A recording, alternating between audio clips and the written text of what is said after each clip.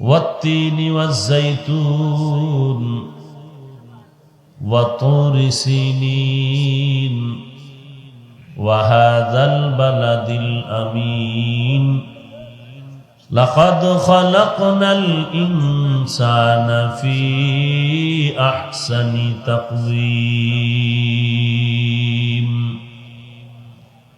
চার জিনিসের শপথ করে আল্লাহ বলেন ইনসানকে চূড়ান্ত সুন্দর করে বানিয়েছি আমি আল্লাহ। তিনের কসম, জাইতুনের কসম, নিরাপদ শহরের কসম, তৌরে সিনার কসম। অবশ্যই আমি আল্লাহ সৃষ্টি করেছি ইনসান সর্বোচ্চ সুন্দর আকৃতিতে। এত দামি মানুষ, এত সুন্দর মানুষ, এদের জন্য আমি আল্লাহ সুন্দর বালাখানা তৈরি করে রেখেছি বেহেশত। কেমন এক বেহেশত যেখানে অশান্তি কি জিনিস বুঝবেই না। চূড়ান্ত শান্তির ঠিকানা জান্নাত। কিন্তু দুনিয়াটা হলো একটা জেলখানা। আমার শ্রেষ্ঠ মুমিন যারা বান্দা, এদের জন্য দুনিয়াটা কি? জেলখানা। এই জেলখানার কষ্টকে উপেক্ষা করে জান্নাতের আসল ঠিকানায় যাওয়ার জন্য নিরাপদে সহজে যেন যেতে পারে, আমি আল্লাহ এর জন্য দুটো মাধ্যম দিয়ে দিলাম। কয়টা মাধ্যম? এক নম্বরে রিজালুল্লাহ, দুই নম্বরে কিতাবুল্লাহ। রিজালুল্লাহ মানে আল্লাহর সিলেকশন করা প্রতিনিধি দল, বান্দা, ব্যক্তি, আর আল্লাহর দেওয়া আসমানি কিতাব। আল্লাহর দেওয়া প্রতিনিধি দল কারা? আল্লাহ পাক বলেন ওয়ামান ইউতিইল্লাহা ওয়ার রাসূল ফাউলাইকা মা'আল্লাযীনা আন'আমাল্লাহু আলাইহিম মিনান নাবিয়্যিনা ওয়াস-সিদ্দীকিন والشهداء والصالحين وحسن أولئك رفيقا। যারা আল্লাহ এবং রাসূলের ইতাআত করবে, ইত্তেবা করবে, অনুসরণ করবে, তারা চার দল বন্ধুদের সাথে জান্নাতে যাবে। এক নম্বরে নবীগণ, নবিয়্যিন, দুই নম্বরে সিদ্দিকিন, তিন নম্বর শুহাদা, চার নম্বর সালিহিন। চার দল, নবীগণের দল, নবিয়্যিন, সিদ্দিকগণের দল, শুহাদায়ে কেরামের দল, সালিহিন নেককার আল্লাহর প্রিয় বান্দার দল। চারজন না, চার দল। এক এক দলে লোক বেশি। আম্বিয়া কেরামের এক দল, এই দলে আম্বিয়া কেরাম লক্ষাধিক। সিদ্দিকিনের এক দল, শুহাদায়ে কেরামের এক দল, সালিহিনের এক দল। এক এক দলে অজস্র অসংখ্য মানুষ। আর দিলাম কিতাব, 104খানা কিতাব। তবে এই দুইটা মাধ্যমের মধ্যে ব্যক্তি, আল্লাহর প্রতিনিধি সিলেকশন করা বান্দা,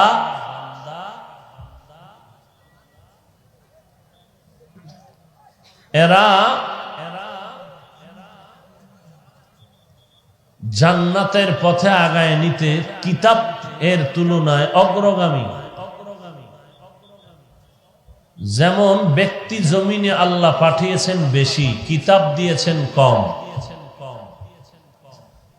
নাম্বার 2, ব্যক্তি এসেছেন আগে, কিতাব এসেছে পরে। নাম্বার 3, ব্যক্তিকে পাঠাইয়াই কিতাব হাতে দেননি। অধিকাংশ ক্ষেত্রে ব্যক্তিকে যোগ্যতার উচ্চ শিখরে উঠাইয়া কিতাব দিয়েছেন।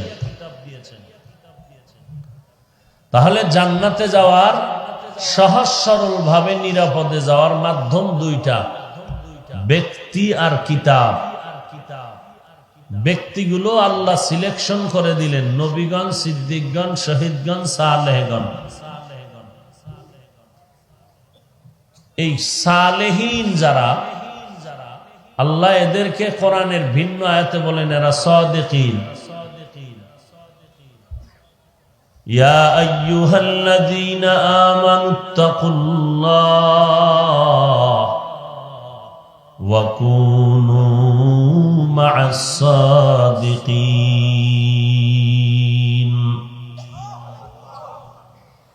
হে দুনিয়ার ঈমানওয়ালা, তোমরা আল্লাহকে ভয় করো, সাদিকিন সত্যবাদী যারা তাদের বন্ধু হয়ে থাকো। এদেরকে আল্লাহ কোরআনের আরেক আয়াতে বলেন এরা আউলিয়া, আল্লাহর ওলি। আলা ইন্না আউলিয়া আল্লাহি লা খাউফুন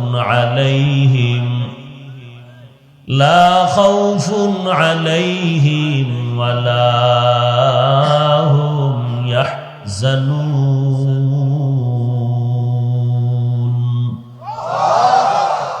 الذين آمنوا وكانوا يتقون।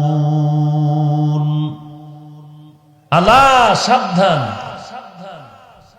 ইন্না আউলিয়া আল্লাহ, নিশ্চয়ই আল্লাহর ওলি যারা, বন্ধু যারা, লা খাউফুন আলাইহিম ওয়ালা হুম ইয়াহজানুন, তাদের উপরে কোনো ভয়ের চাপ নাই, পেরেশানি নাই।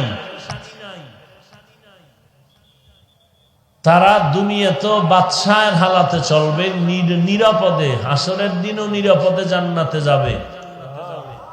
এই আউলিয়া আল্লাহ কারা? এদের মধ্যে দুইটা গুণ থাকবে। এক নম্বরে পরিশুদ্ধ ঈমান, 2 নাম্বার হলো তাকওয়া। তাকওয়া মানে কি? আল্লাহর ভয়। কার ভয়? খেয়াল করেননি কথাগুলো?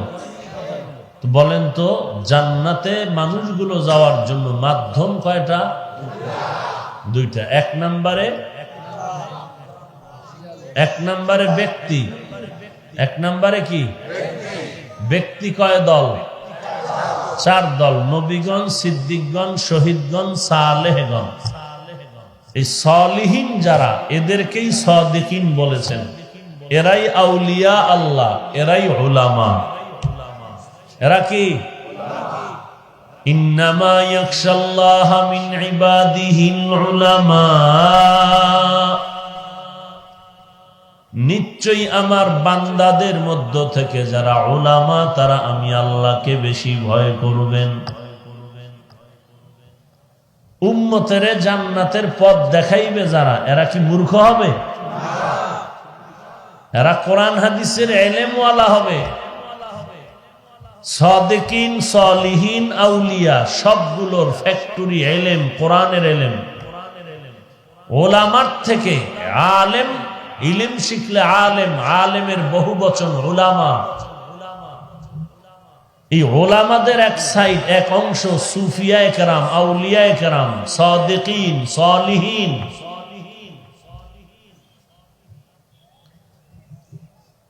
জান্নাতে সঠিকভাবে, নিরাপদে, সহজভাবে যাওয়ার 2 মাধ্যম দিয়া দিলেন। এক নম্বরে ব্যক্তি, এরপরে কিতাব কোরআন। ব্যক্তিগুলো আল্লাহর সিলেকশন করা, বান্দার ইলেকশন নয়। আল্লাহ নিজেই সিলেকশন করে দিয়েছেন। কোন বান্দা ভোট দিয়া বানালে হবে না, আল্লাহ নিজেই ব্যবস্থা করে দিয়েছেন। নবীগণ, সিদ্দিকগণ, শহীদগণ, সালেহগণ। আম্বিয়ায়ে কেরাম মাসুম, কোনো গুনাহ নাই। সাহাবায়ে কেরাম মাহফুজ, গুনাহ করলেও তওবার মাধ্যমে আল্লাহ হেফাজত করেছেন। কিয়ামত পর্যন্ত থাকবে শুহাদায়ে কেরাম আর সাদিকিন, সালিহিন, আউলিয়া আল্লাহ, উলামা। নবী বলেন দুটো জিনিস রেখে গেলাম, কোরআন আর সুন্নাহ, দুটাকে আঁকড়ায় ধরো।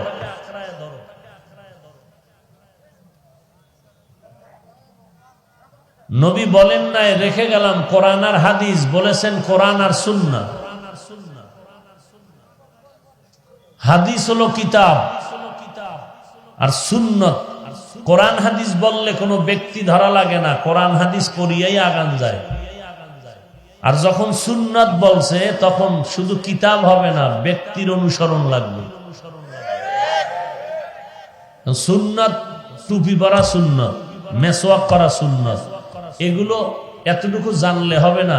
মেসওয়াক কেমনে করতে হবে সাহাবায়ে কেরামকে নবী শিখাইছেন, সাহাবায়ে কেরামদের থেকে তাবেঈনরা শিখছেন, তাবেঈনগণ তাবেঈনদের শিখাইছেন, তাবেঈন থেকে উলামায়ে মুতাকাদ্দিমিনরা শিখছেন, এরপরে উলামায়ে মুতাকাদ্দিমিন থেকে মুতাআখিরিনরা শিখছেন, উলামাদের থেকে সাধারণ মানুষ শিখে শিখে আমল করবে। এখন যদি কেউ বলে কোরআন হাদিস ছাড়া কিচ্ছু মানি না, কোন ব্যক্তি মানি না, কোন মুরব্বী মানি না, কোন মাযহাব মানি না, কোন পীর মানি না, কোন তাবলীগ মানি না, তাহলে এই প্যান্ডেলের মধ্যে হাজার হাজার হাজার হাজার 99% মানুষ এখানে আছে, অধিকাংশ কোরআন হাদিস বুঝেন তাহলে এরা এখন কোরআন আর সুন্নাত কিভাবে মানবে? কোরআনও বুঝে না, হাদিসও বুঝে না। এদের জন্যই একমাত্র আলেম উলামাদের পদঙ্ক অনুসরণ করে চলতে হবে। বাকি রইল আলেম, বাকি রইল কি? আলেম। আলেম যদি এমন হয় যে সে কোনো গুনাহ করে না, তাকওয়ার মানদণ্ডে চলে, তাহলে তার মুরব্বি না ধরা তার ইখতিয়ার। কিন্তু আলেম যদি এমন হয় যে আমি ওয়াজও করতেছি, টুপি দাড়ি ঈমান আমল সব ঠিক আছে, সব ঠিক আছে, কিন্তু রিয়া, হাসাদ, কিবির, বগজ, অজব, এই যে গুনাহ, এই গুনাহ যদি আমি আলেম হওয়ার পরেও ছাড়তে না পারি, তখন আমারও মুরব্বি মেনে এই রোগের চিকিৎসা নিতে হবে। কথা বুঝেননি? আল্লাহ আমাদের বুঝার তৌফিক দান করুন। وَنُنَزِّلُ مِنَ الْقُرْآنِ مَا هُوَ شِفَاءٌ وَرَحْمَةٌ لِّلْمُؤْمِنِينَ। আল্লাহ বলেন আমি কোরআন থেকে অবতীর্ণ করলাম ঔষধ, মুমিনদের জন্য এক রহমত, জালেমদের জন্য মুসিবত। এমন একটা কিতাব আল্লাহ দান করলেন, আল্লাহ দান করলেন কেমন আল্লাহ, যার কোনো তুলনা আছে? যার সমান কেউ? কার উপরে কোরআন দিলেন? রাহমাতুল লিল আলামিন। তিনি কেমন? যার মতো আর কোন নবী রাসূল, যার কোনো তুলনাও। এমন একটা কোরআন দান করলেন যে কোরআনের মতো আর কোন কিতাব জমিনে নাই, যেই কিতাবের কোনো তুলনা নাই। এমন একটা কিতাব আল্লাহ বলেন আমি বারবার অবতীর্ণ করলাম। কোরআনের আর এক জায়গায় বলেন ইন্না আনজালনাহু ফি লাইলাতিল কদর।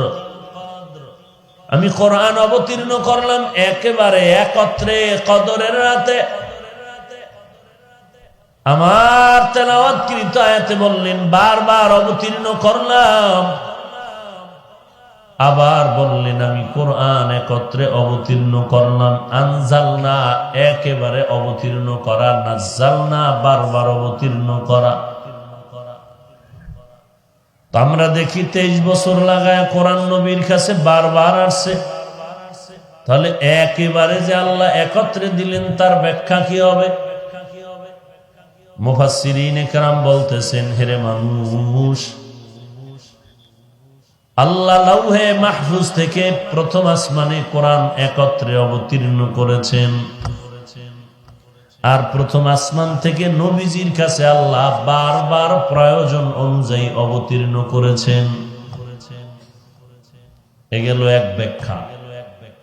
2 নাম্বার বলেন কোরআন হলো ঔষধ।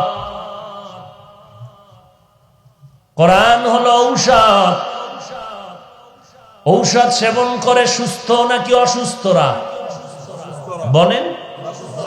অসুস্থ রোগী ঔষধ সেবন করে, আর অসুস্থতা কি একবার হয় না, বারবার। বারবার যেহেতু রোগ আসে, বারবার ঔষধ দিতে হবে। উম্মতের যেহেতু রুহানি রোগ বারবার হয়, এ কারণে আল্লাহ কোরআনের ঔষধ অবতীর্ণ করেছেন বারবার। আর এই ঔষধ দিলেন তো গোটা দুনিয়ার মানুষের জন্য, তার মানে সব দুনিয়াওয়ালারা রোগী। দুনিয়ার সবাই কি রোগী? বলবেন কিভাবে? দুনিয়াতে যত মানুষ, এরা প্রথমে 2 দল, একদল ঈমানওয়ালা আর একদল ঈমান হারা। ঈমানদার এদেরও বলে আল্লাহ যারা মানে, আর একদল আল্লাহ মানে না। যারা আল্লাহ মানে এদেরকে কোরআন বলেছে এরা মুমিন মুত্তাকি মুসলমান। আর যারা কোরআন মানে না, আল্লাহ মানে না, এরা আবার 2 দল, এদেরকে বলা হয় কাফের আর মুরতাদ। পুরান বেঈমান আর একদল নতুন বেঈমান। যারা জন্মলগ্ন থেকে এদেরকে বলা হয় কাফের। আর যারা মুসলমানের ঘরে জন্ম নিয়ে আল্লাহরে গালি দিল, এরা নবনাস্তিক, এদেরকে বলে মুরতাদ। ভাইরা আমার, এই বেঈমানেরাও রোগী, ঈমানদারেরাও রোগী। রোগের ঔষধের নাম কোরআন। বেঈমানরা রোগী কেন? আল্লাহ পাক নবীর মাধ্যমে জানায় দিলেন, এর উম্মতের দল। বেঈমানেরা রোগী হওয়ার কারণ, এরা ঈমান না থাকার কারণে জাহান্নামের রোগী হয়ে গেল। ঈমানটা না আনা পর্যন্ত জাহান্নামের অপারেশন থিয়েটারে তাকে যেতেই হবে। ওখানের আগুনে জ্বলে পুড়ে অপারেশন হয়ে যাবে। আর অপারেশনটা এমন হবে, আর ওখান থেকে ফিরে আসতে পারবে না। লা ইয়ামুতু ফিহা ওয়া লা ইয়াহইয়া। একেবারে মরেও যাবে না, একেবারে সুস্থতাও ফিরে পাবে না। বেঈমানেরা ঈমান না থাকার কারণে অসুস্থ রোগী। ঈমানদারেরাও কি রোগী? আমি বলবো হ্যাঁ। কেন বলবেন ঈমানদার রোগী? তার তো ঈমান আছে, তো রোগী কেন বলে? একটা কারণ হলো, ঈমানদারেরা রোগী হওয়ার কারণ এদের আমলের বড় দুর্বলতা। আমলের কারণে এরা রোগী। ঈমানদার দাবি করে নামাজ পড়ে না, ঈমানদার দাবি করে পর্দা করে না, ঈমানদার দাবি করার পরে সুদের টাকায় ব্যবসা বন্ধ করে না। নাই এরকম ঈমানদার? এই ময়দানে এত ঈমানদার বসে আছে, খবর নিয়ে দেখেন ফজর পড়ে নাই, জোহর পড়ে নাই, আসর পড়ে নাই, মাগরিব পড়ে নাই, এশা পড়ে নাই। ফজরের নামাজ পড়বে কিনা আল্লাহ ভালো জানেন। এই ওয়াসনে কি হবে? আল্লাহর নবী বলেন, মুমিন আর বেঈমানের মাঝখানে পার্থক্য হলো নামাজ।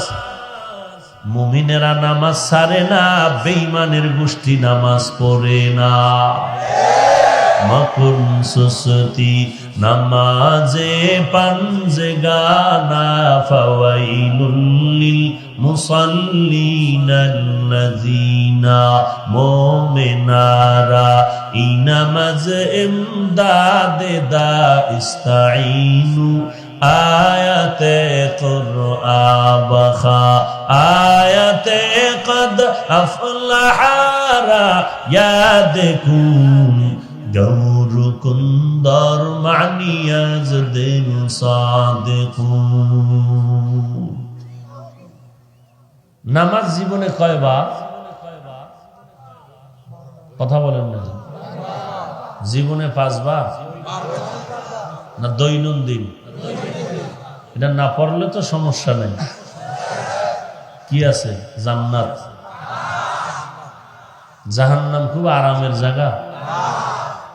একটুখানি নেকের তরে রোজ হাসরের মাঠেতে বাবা ঘুরবে ছেলের পিছে, ছেলে বাবার আগেতে।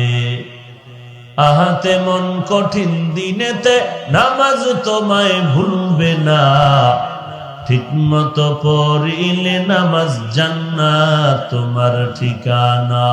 ঘুমের চেয়ে নামাজ ভালো আর তুমি ঘুমাইও না, ঠিক মতো পড়িলে নামাজ জান্নাত তোমার ঠিকানা। আমার প্রাণের ভাই বোনেরা জলদি করে উঠে যাও, ওযু করে তাড়াতাড়ি নামাজ পড়তে লেগে যাও। আহা নবী বেনামাজির শাফাআত করিবেন না, ঠিক মতো পড়িলে নামাজ জান্নাত তোমার ঠিকানা। ঘুমের চেয়ে নামাজ ভালো আর তুমি ঘুমাইও না, ঠিক মতো পড়িলে নামাজ জান্নাত তোমার ঠিকানা। কয়বার নামাজ? আরো জোরে বলেন। আজান শুনি আসো যারা বিছানায়,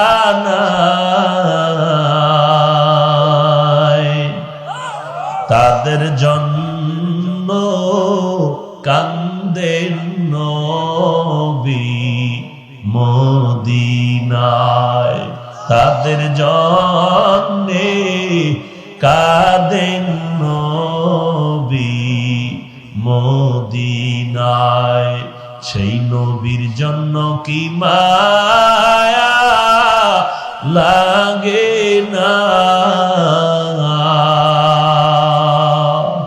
হায়রে উম্মত নামাজ কেনে পড়ো না, হায়রে মানুষ মসজিদে কেন আসো না।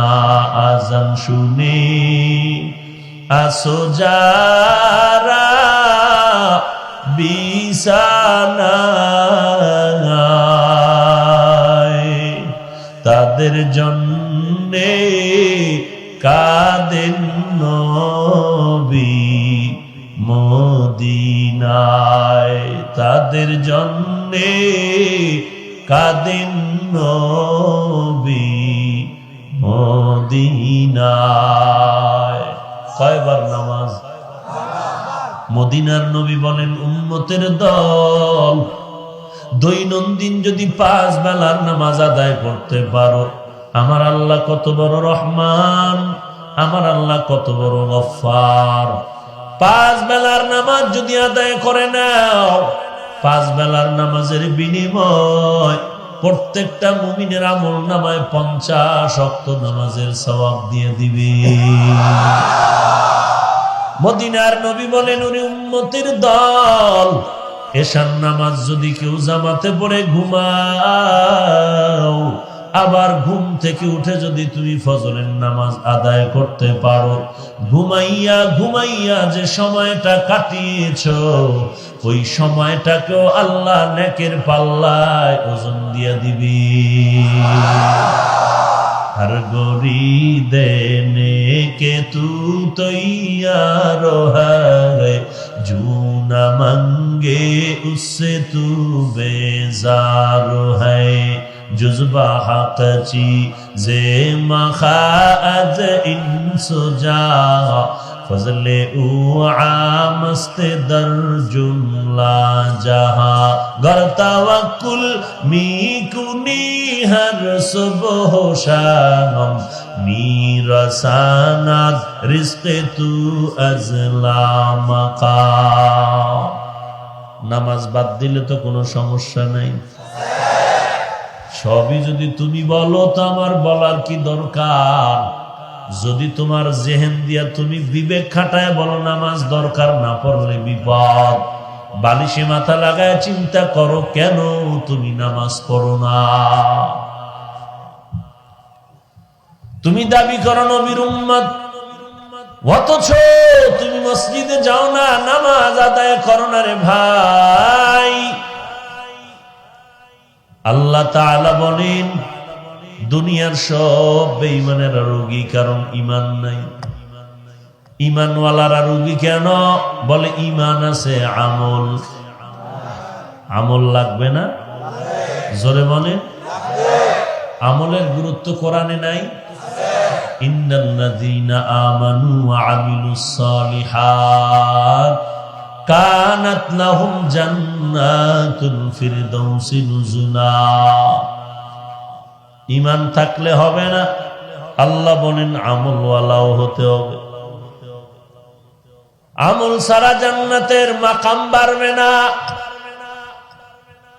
দুনিয়াতে বান্দা তুমি দেখো গাড়িতে চলো, ভিআইপি টিকিট দেয়, আবার non VIP ticket, AC non AC গাড়ি, ওখানে কিন্তু টাকা সবারই দিতে হয়। যারা ভিআইপি দেয় তারা টাকা বাড়ায় দেয়, যারা নন ভিআইপি তারা টাকা কমায় দেয়। আখিরাতের ময়দানে কোনো টাকা নাই, ওখানে ভিআইপি আর নন ভিআইপির ব্যবধান হবে আমলের মাধ্যমে। আমল से बनती है, अमल से बनती है जन्नत भी जहन्नम भी, ये खाके फितरत में न नूरी है न नारी, ये खाके फितरत में न नूरी है न नारी। এরে নবীর উম্মতের দল, ঈমানওয়ালা রোগী কেন? জবাব হলো আমল নাই। এখন এমন ঈমানওয়ালা আছে যেই বান্দা ঈমানও আছে আমলও করে, সেই বান্দাও কি রোগী? জবাব হলো হ্যাঁ, সে বান্দাও রোগী। বলে কারণটা কি? বলে ঈমান আছে, আমল আছে, আকীদায় ভেজাল, আকীদায় ভেজাল। গায়েবের মালিক হয়েছেন একমাত্র আল্লাহ, ওই বান্দা ঈমান আমল করিয়াও গায়েবের মালিক বানায় আর পীরেরে। তাহলে ঈমান আমল ঠিক থাকার পরও তার আকীদার মধ্যে ভেজাল, এই ভেজালের কারণে সেও রোগী। আর একজন বান্দার ঈমান আছে, আমল আছে, আকীদায় কোনো ভেজাল নাই, সেই বান্দা রোগী কিনা? বলে হ্যাঁ, সেও রোগী। বলে কিভাবে সে রোগী? আমার দাড়ি টুপি পাগড়ি সব আছে, লম্বা জামা, নামাজ আছে, রোজা আছে, আকীদায় ভেজাল নাই, কিন্তু মনে মনে আমি ভাবি আমার মতো বাংলাদেশে বক্তা কেউ নাই। এই যে নিজের বড় মনে করলাম, এটা একমাত্র কবিরা গুনাহ। অন্যদের নিচু বানায় দিলাম, ছোট মনে করলাম, হাসাদ করলাম, কবিরা গুনাহ। মানুষের গীবত শিকায়াত করতেছি, কবিরা গুনাহ। ওরে আল্লাহর বান্দা, আমার ঈমান আমল আকীদা ঠিক থাকার পরও আমি ছোট গুনাহ করছি না বড়? তাহলে বলেন আমি অসুস্থ না সুস্থ? আমি অসুস্থ কারণ আমার দিলের মধ্যে গুনাহের পয়জন ঢুকে আছে। গুনাহের মরিচিকা আমার কলবকে অপরিচ্ছন্ন করে রেখেছে। সবাই বলে আমার ঈমানেও ভেজাল নাই, আমলও করি, আকীদায় ভেজাল নাই, কিন্তু আমার মধ্যে কিবির আছে, হাসাদ আছে, আমার মধ্যে গীবতের গুনাহ আছে। এই মারাত্মক গুনাহ আমার অন্তর থেকে যদি দূর করতে হয়, এমন একজন মুরব্বীর কাছে যাও যার মধ্যে গুনাহগুলো নাই। আর ওই বান্দা জন্মলগ্ন থেকে গুনাহ থেকে মুক্ত হতে পারে নাই, বরং আল্লাহর মোহাব্বতের ধ্যান আর সাধনা করতে করতে করতে করতে জীবনের এক পর্যায়ে গিয়া আল্লাহ তাকে কবুল করেছেন। তুমি ওই মেহনত করনেওয়ালার কাছে গিয়া তোমার সাধনার মাধ্যমে দিলকে পরিষ্কার করে নাও। সব রোগীদের ঔষধ হলো কোরআন। ই কালামে জিন্দা কোরআনে হাকিম, হিকমতে উলায়া জালসতু কদিম, জামিউল ইলম ফিল কোরআনে হাকিম, তাকাসারাত আনহু আফহামুর রিজালি, বাখা কোরআন কালামুল্লাহ বাসনো কদিমাস্তি কদিমাস্তি নইনো।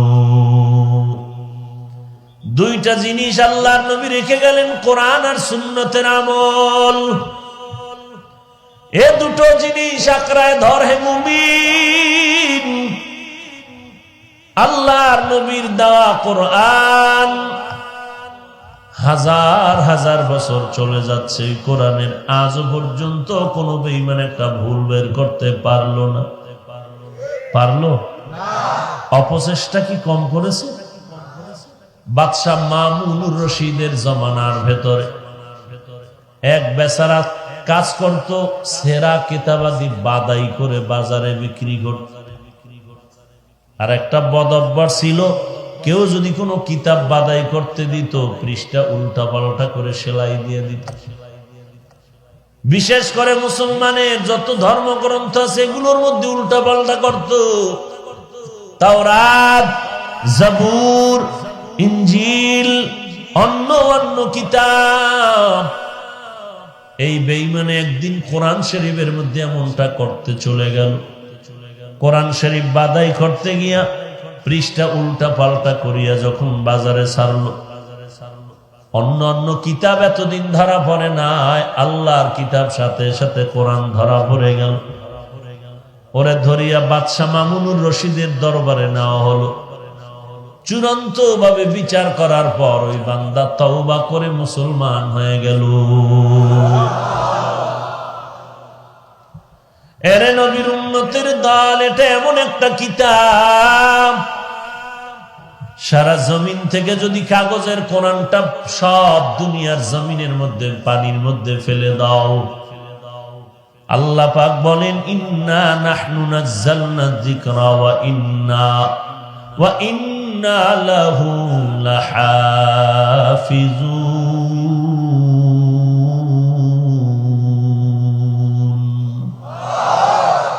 আল্লাহ বলেন আমি নিশ্চয়ই কোরআন হেফাজত করব, এটা আমার কিতাব। আসমান আমি বানাইছি মাখলুক, জমিন আমি বানাইছি মাখলুক, পাহাড় আমি বানাইছি মাখলুক, চন্দ্র বানিয়েছি মাখলুক, মানুষ বানিয়েছি মাখলুক, বাইতুল্লাহ বানিয়েছি এটাও মাখলুক।